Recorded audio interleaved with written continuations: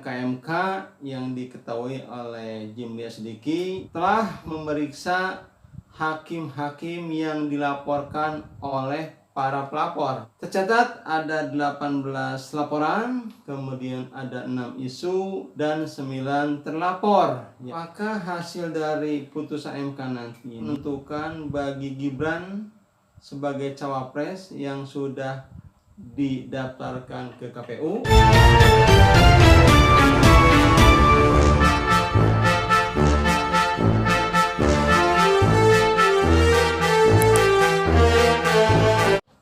Assalamualaikum warahmatullahi wabarakatuh.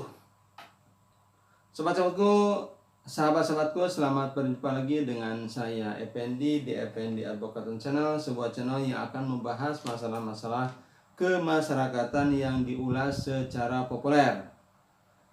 Sahabat-sahabatku, apa kabarnya semuanya di mana saja berada? Semoga sahabat-sahabatku sekalian selalu dalam keadaan sehat walafiat. Kita akan membahas lagi tentang Mahkamah Konstitusi. Mahkamah Konstitusi saat ini ada sebagian masyarakat yang menyebutnya dengan Mahkamah Keluarga. Tentu nama ini kedengarannya kurang enak di telinga sahabat-sahabat sekalian.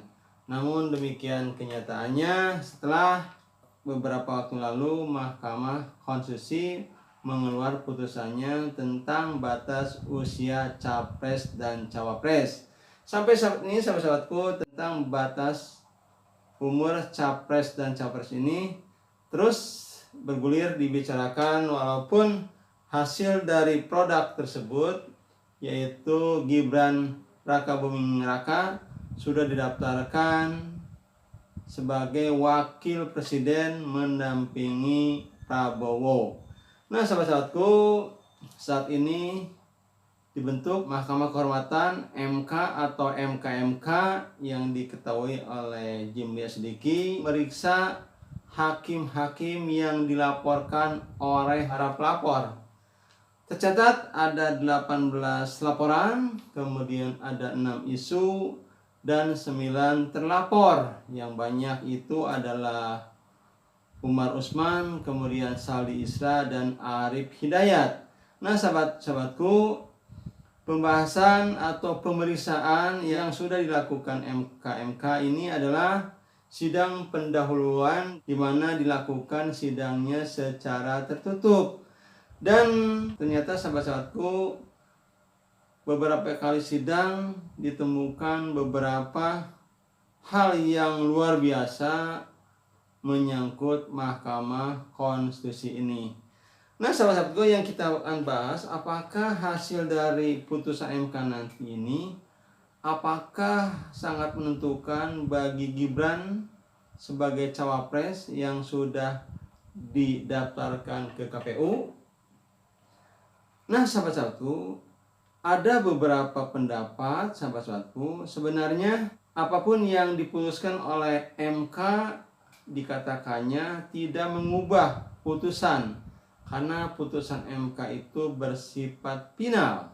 Jadi hasil produk dari putusan MK lolosnya Gibran menjadi cawapres mendampingi Prabowo, tentu ini akan terus melenggang ke tahapan pemilu berikutnya. Namun ada juga yang mengatakan bahwa ketika nanti putusan MK itu mengatakan bahwa hakim-hakim yang dilaporkan oleh MK itu bersalah, maka otomatis pencalonan Gibran ini batal dengan sendirinya. Jadi sahabat-sahabatku, tentu ini hal yang menarik, kita tunggu. Dan dikatakan katanya keputusannya itu akan dikeluarkan oleh MK sebelum tanggal 8 November 2023. Karena tanggal tersebut adalah merupakan batas akhir penentuan daripada paslon capres dan cawapres. Nah, sahabat-sahabatku, sebenarnya inti masalah yang dihadapi MK kemarin itu adalah adanya campur tangan dari Ketua MK terhadap masalah yang ditanganinya. Seharusnya saat itu tidak menghadiri atau tidak terlibat dalam menentukan batas umur dari capres dan cawapres. Nah sahabatku, karena sesuai dengan undang-undang dikatakan bahwa apabila yang akan dibahas itu adalah saudaranya, tentu hakim itu dengan sendirinya tidak melibatkan diri untuk membahas pembahasannya. Tapi saat itu Usman yang merupakan iparnya Presiden Joko Widodo, dan saat itu yang dibahas itu adalah anaknya, tentu ini sudah termasuk larangan yang disebutkan tadi, yaitu tidak boleh membahas perkara yang menyangkut ada hubungan keluarga.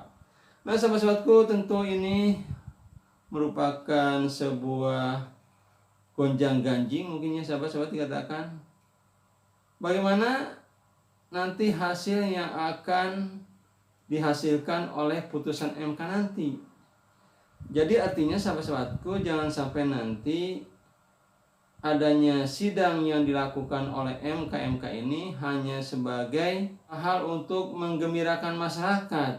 Bukan itu yang dari tujuan dibentuknya MK ini. Dibentuknya MK ini adalah bagaimana mengembalikan lagi MK itu sebagai sebuah peradilan yang mempunyai marwah sebagai lembaga yang memutus perkara-perkara yang berkaitan dengan undang-undang dan peraturan negara.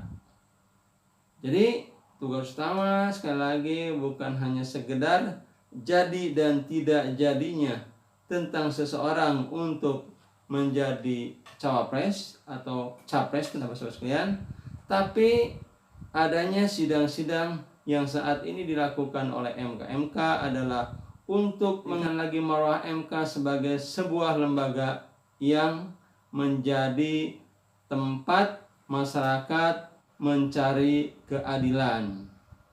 Itu saja sahabat-sahabatku yang saya dapat sampaikan. Saya tutup billahi taufiq wal hidayah. Wassalamualaikum warahmatullahi wabarakatuh.